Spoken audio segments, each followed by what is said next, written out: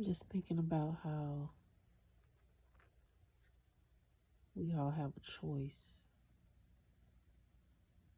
to decide to not be a victim regarding things that happen to us. Um, this may come across kind of random. I'm thinking about when I was a kid, there used to be a YMCA across the street from my house where I grew up. And I would go over there, of course, during the summer and play on the playground. But anyway, there was this swing that was like a straight bar across. I don't know why, because that thing was dangerous. I don't know why they would put that there. It wasn't the rubber seats of normal swings, it was an actual bar attached to chains on each side, and it was low for you to sit on it. It wasn't high, it wasn't anything that you grab and swing on. It was like low to the ground. But I was on the playground and I went and sat on it, and I ended up falling backwards and hitting my head, and I think I had a slight concussion. Um, as a result of falling backwards, because I can remember feeling like weird, like I wanted to pass out or just lay down and go to sleep, but it was like scalding hot outside. It was had to be almost 100 degrees. I remember how hot it was, and I felt drained and tired. So I laid there for a minute, and then I was like, I gotta get home because nobody else was in the park. It was too hot. And I think my mom had like kicked me out of the house and told me to go play.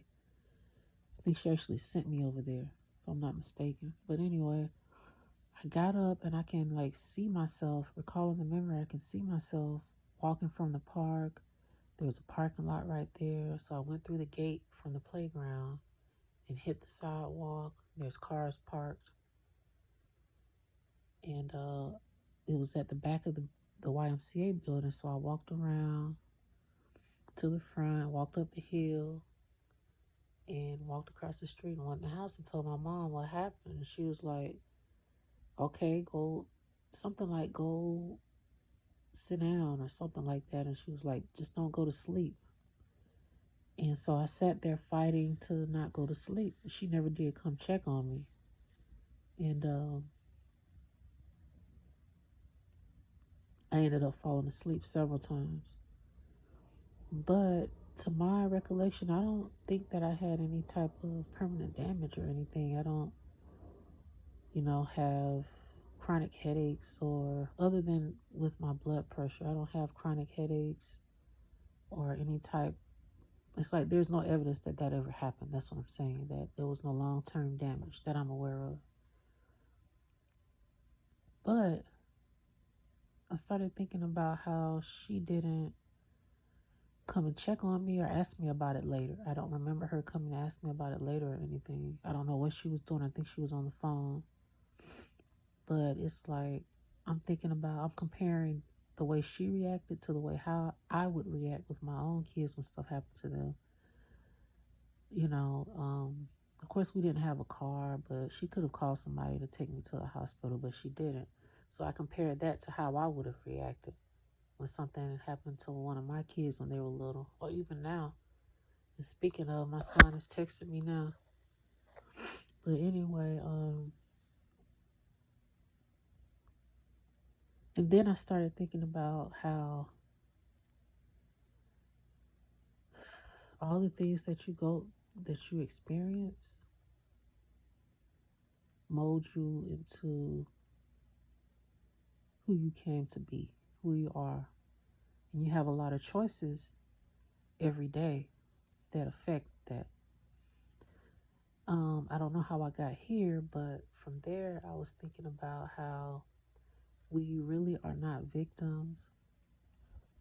You just have to decide. So I'm thinking about some abstract person that, just some random person that came here to experience whatever, and they decide to be in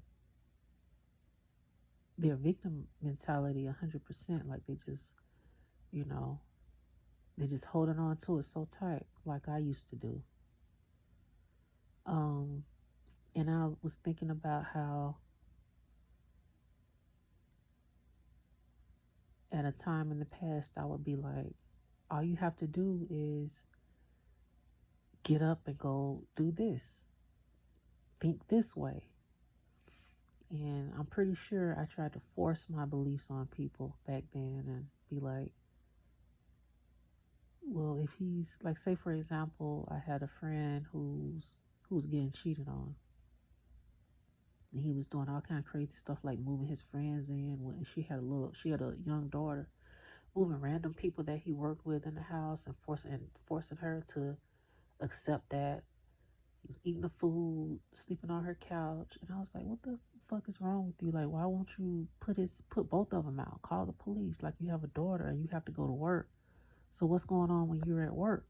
It kind of triggered me because my mom did the same, like move random people in for a while, meet people and bring them, and okay, this is my boyfriend, but I just met him last night. She did that a couple of times, and of course they were rotten weasels, of course.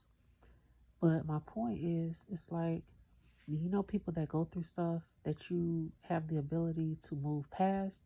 You think you have the answer for them, but it's like the angel and devil on your shoulder for them, for all of us really. But I'm speaking for this random person that you think you have the answer to fix their life, and you try to force it on them with your words, and it's not going to happen because they have to decide to accept one polarity or the other. And until they've experienced enough of that one thing, maybe they're not done experiencing that. Maybe they haven't been cheated on enough. Maybe they haven't worked shitty jobs enough. Maybe they haven't been used, by family members enough.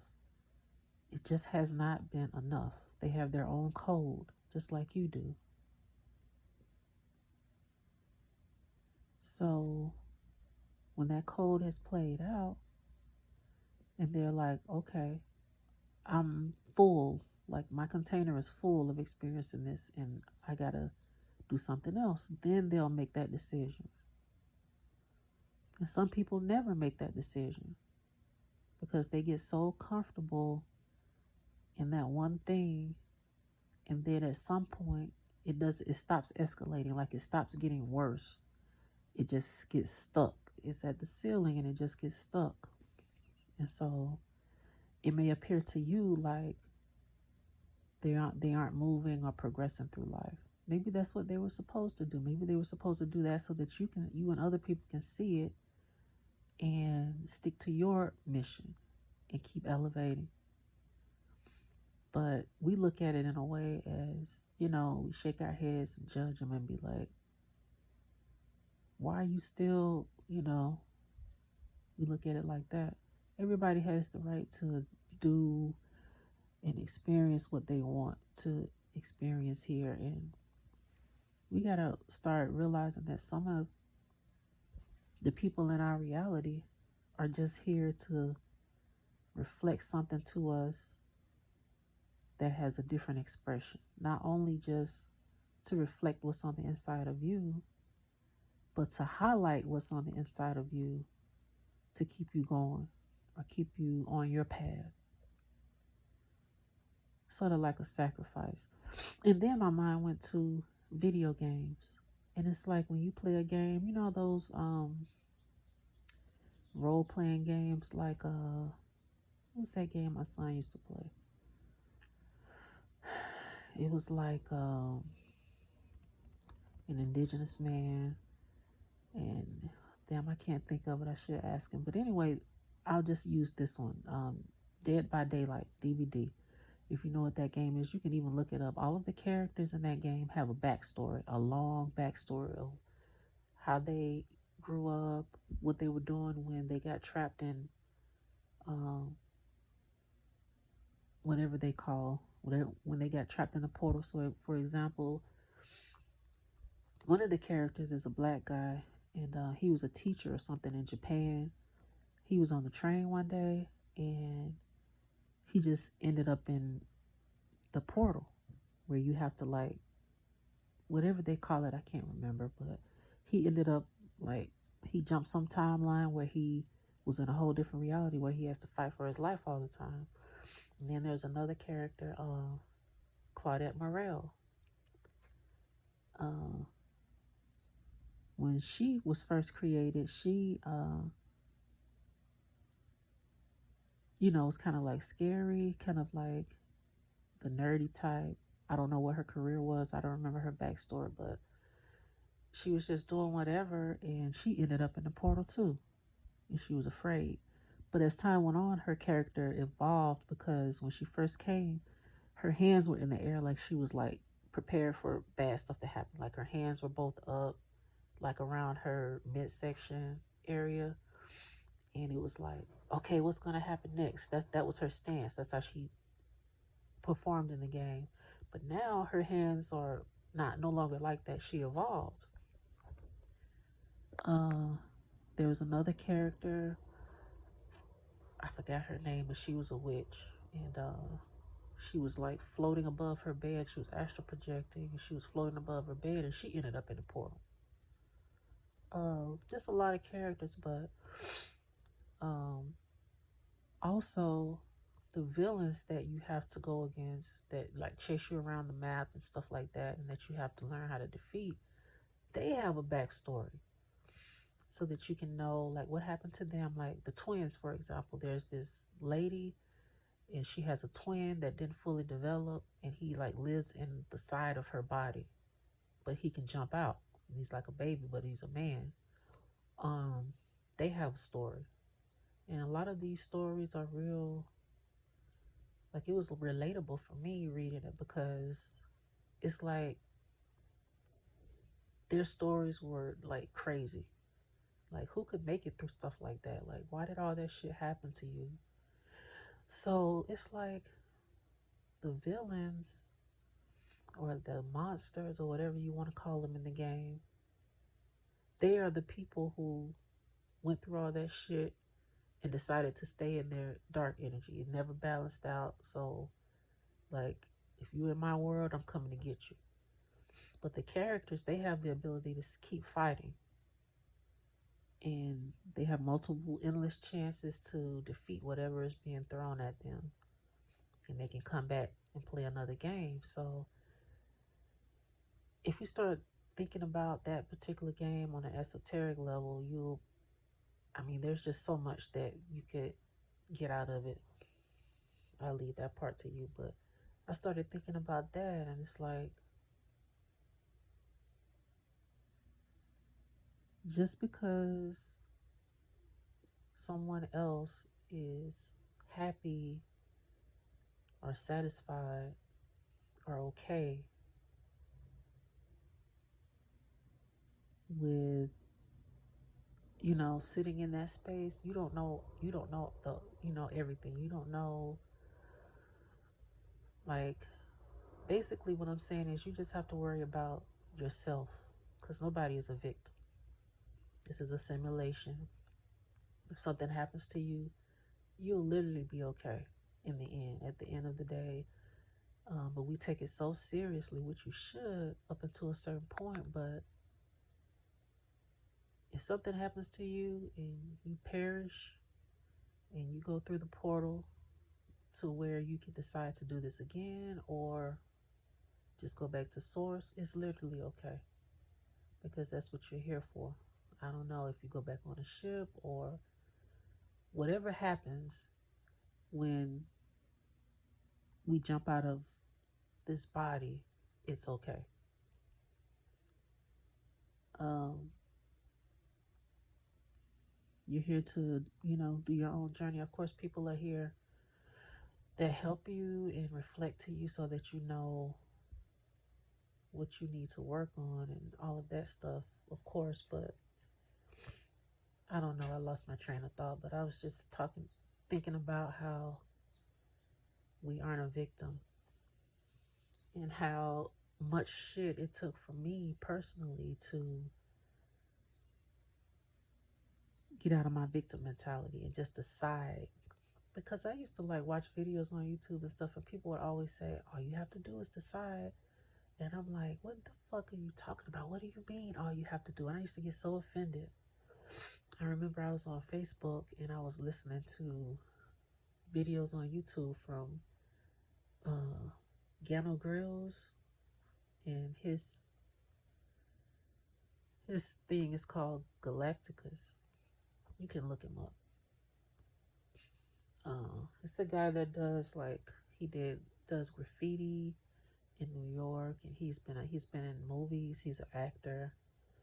Um, but I was like trying to get some information when I first woke up, and I was like trying to ask them under post on Facebook, like, what do you mean? Like, how do you get out of like? Because I was searching for several years, trying to figure it all out and get to the point where I could just not be so miserable and stop looping negative thoughts in my head and stuff like that. Like y'all know how it is, but I felt bad talking to them because instead of them attempting to help or give me, they just said she'll figure it out. Like they talked to me as if I was not sitting in the room, if you know what I mean. Like if we were in a room together and I'm like, what are you guys talking about? Like, how do I get that? How do I get there? And then they talk among each other and say, oh, she'll figure it out, she'll get it. And I just thought that was so rude. And he was co-signing on it. And I was like, what the I don't know, I just thought that was so rude. So they didn't want to give me any information other than you'll figure it out. All you have to do is decide. And they were speaking in code, and it made me so angry and hurt. And I was just like, okay, well, I'll figure this shit out, myself. So maybe they were supposed to do that. Of course, I've released that feeling towards that whole, group of people now, but that shit really bothered me for a long time. And I just recently, that was like 5, 6 years ago, at least. And I'm just now, because I kept searching and searching and searching and kept trying different things to find what would work to get me to where I could feel like, okay, I've made some progress. Because I kept searching, because I had resilience enough to work on myself. I'm to the point now where nothing really bothers me. And it's a good feeling. But anyway, that's not the point. The point is sometimes people reflect what's on the inside of you. They give it right back to you so you can feel it and see it, experience it. Maybe you'll get a different perspective, maybe not. But sometimes what you see in your environment, it can also have dual purpose. It can also be that they show you what you don't want to be, where you don't want to end up, where you don't want to go. They show you how far you have come, how strong and resilient you are.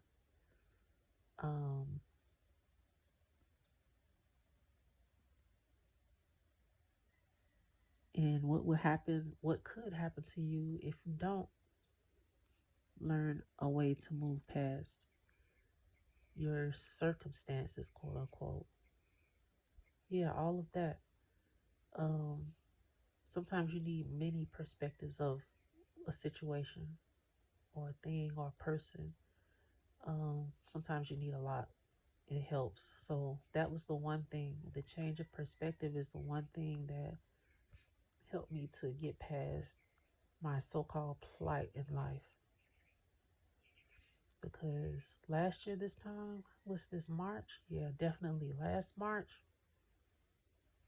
I was a huge victim. I was losing it. Um, I was in Santa Monica living in my car. It had stopped running, so I was just living in the car in front of a park. It couldn't go anywhere unless I walked, and I was weak because I'm severely anemic. I was just weak and couldn't do anything. Excuse me, but just sit there,